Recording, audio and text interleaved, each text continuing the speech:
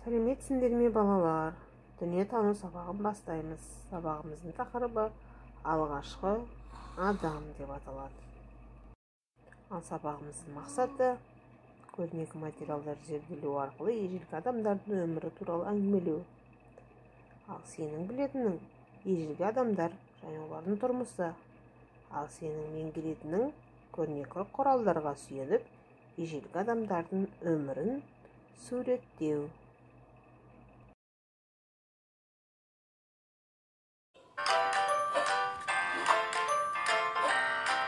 Сәлем, менің атым Алан, ал мынау менің қарындасым Дана. Сәлем, біз халқымыздың тарихы жайлы білгіміз келеді. Сондықтан бүгін Қазақстан Республикасы ұлттық музейіне келдік. Дана, халқымыздың тарихын білу үшін алдымен ежелгі және орта ғасырлар тарихы деп аталатын залға баруымыз керек. Ол жерден ежелгі дәуір адамдарының қалай өмір сүргені жайлы білетін боламыз. Алан, мыналар не? Бұлар ежелгі адамдардың еңбек және аңшылыққа арналған құралдары. Ғалымдар Қазақстан аумағында өмір сүрген алғашқы адамдар осыдан 1 миллион жыл бұрын пайда болды дейді. Олардың ең алғашқы пайдаланған еңбек құралдары тастан, ағаштан және сүйектен жасалған. Алғашқы адамдар үңгірлерде тұрған. Олар бірлесіп өмір сүрген.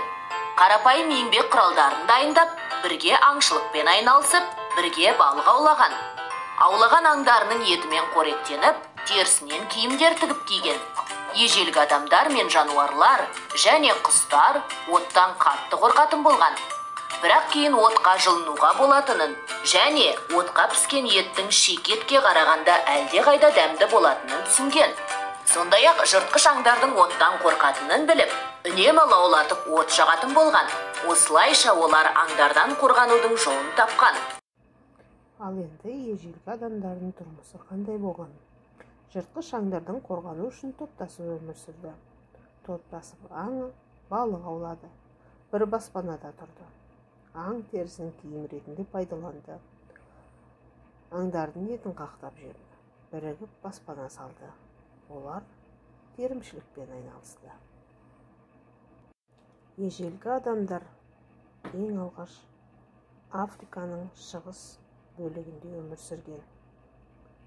Ғалымдардың айтуынша, ежелгі адамдар маймылдан пайда болған деп болжауда. Ал олардың еңбек құралдары тастан, ағаштан, жан-жануардың сүйектерінен жасалынған. Ал енді балалар, келесі тапсырмаға назар аударайық. Суретте ежелгі адам мен қазіргі заманғы адамның суреті берілген.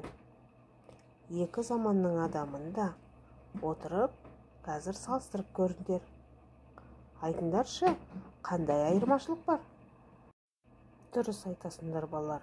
Қазіргі заманның адамы тік жүреді, оқи алады, ойлай алады, жаза алады.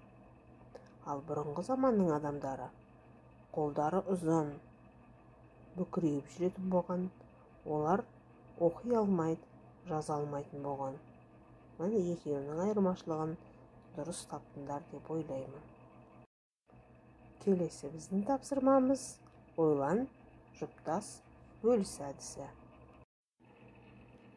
Суреттер арқылы сұрақтарға жауап беріңдер.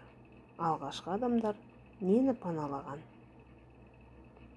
Алғашқы адамдар немен тамақтанған? Тамақ табу үшін қандай іс-әрекет жасалған?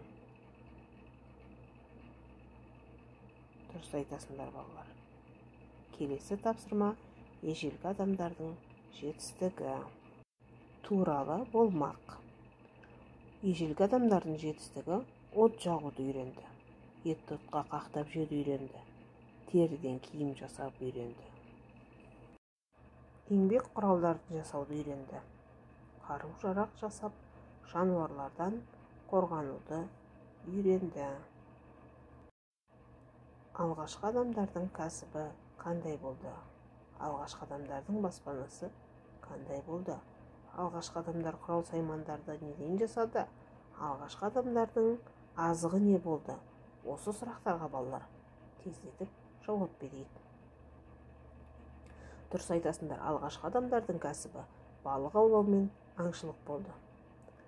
Алғашқы адамдардың баспанасы үңгірлер мен сүйектен жасалған лашықтар болды. Алғашқы адамдардың құрал саймандары сүйектен, тастан, ағаштан жасалды. Алғашқы адамдардың азығы жануарлардың етімен қоректеніп, жеміс-жидектерді теріп жеді.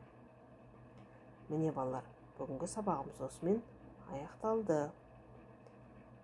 Енді сен осы сабақта ежелгі адамдардың қандай болғанын білдің. Көрнекі құралдарды зерттеу арқылы ежелгі адамдардың өмірін әңгімелеуді үйрендің. Осымен біздің сабағымыз аяқталды. Егер бәрін түсіндім десеңдер, жасыл жалаушаны көтеріңдер. Егер өздеріңе сенімді болмасаңдар, сары жалаушаны көтеріңдер. Егер бәрінен қиналдым десеңдер, қызыл жалаушаны көтеріңдер. Осымен біздің сабағымыз аяқталды, балалар. Қош сау болыңдар.